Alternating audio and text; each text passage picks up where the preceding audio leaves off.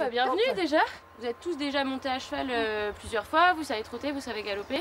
Pour débutants ou cavaliers plus confirmés, l'important c'est de rester vraiment en ligne, de surtout pas se doubler. Charlotte Alcalé propose ses balades à cheval dans le vignoble du Grand Saint-Émilionnais. Des circuits équestres d'1h30, d'une demi-journée ou d'une journée, au beau milieu de chemins viticoles, pour découvrir des domaines enchanteurs, comme ce vieux château Saint-Georges des XIIIe et XVIIIe siècles. Être un peu hors des sentiers battus, c'est vrai qu'à cheval on peut accéder à des endroits où on ne va pas forcément accéder en voiture. Et puis on n'est pas aussi à la même hauteur, on a vraiment des points de vue différents. Et c'est une façon un petit peu originale de ce qui peut être proposé de façon plus classique ailleurs. Voilà. Découvrir le vignoble autrement, c'est aussi le créneau des itinéraires d'une autre Charlotte. Elle a sélectionné 70 châteaux pour leur originalité, comme Am Tourpouré. Ici sur cette propriété, on utilise chaque année 40% de nouvelles barriques.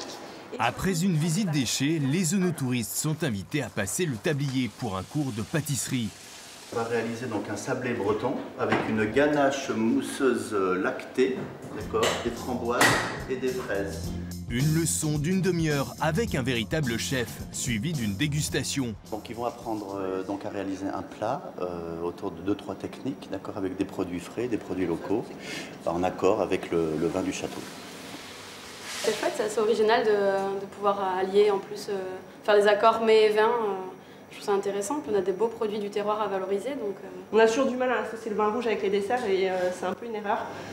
Au détour de ces découvertes et balades orchestrées par les itinéraires de Charlotte et l'association À Terre à Cheval, ce sont des rencontres dans des lieux improbables, avec de jeunes vignerons comme Rémi Laporte. On a 10 hectares sur l'appellation Montagne Saint-Émilion et je travaille avec mon frère depuis 4 ans. Cette 5e génération de vignerons fait déguster ces 3 cuvées de rouge au pied des moulins de Calon du XVIIe siècle. On est venu visiter les moulins, puis on se retrouve à la dégustation. C'est formidable. Ouais, c'est sympathique. On a souvent une image un petit peu inaccessible de Bordeaux et je me suis rendu compte qu'il y avait plein de gens qui faisaient des choses complètement accessibles et donc je trouve que ce genre de journée en fait correspond complètement à une demande des œnotouristes comme on les appelle aujourd'hui.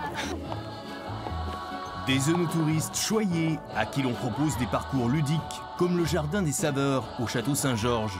On a la framboise aussi, notamment dans le Cabernet Franc. Dans ces châteaux harmonieux, le temps semble comme suspendu à un bouquet d'odeurs et de saveurs, un savant mariage entre œnotourisme et gastronomie.